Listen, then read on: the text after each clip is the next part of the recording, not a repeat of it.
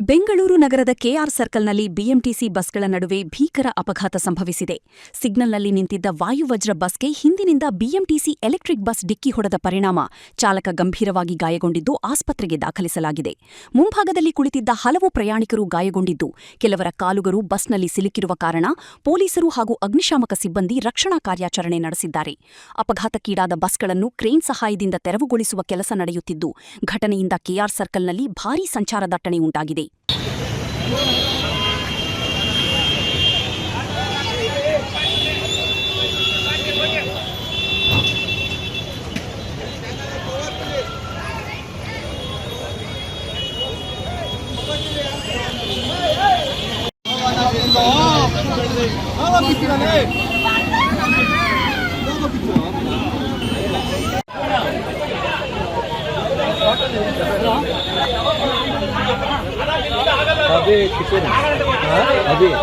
अभी अल्ली जानो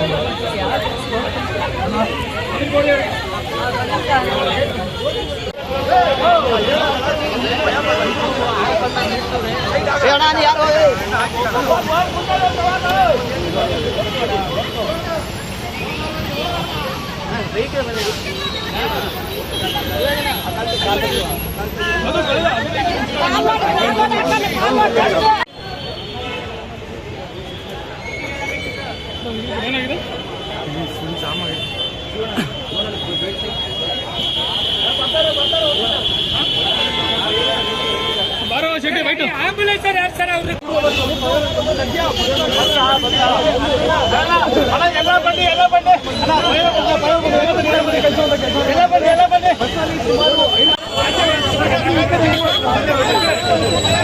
ಸಿಬ್ಬಂದಿ ಅಗ್ನಿಶಾಮಕ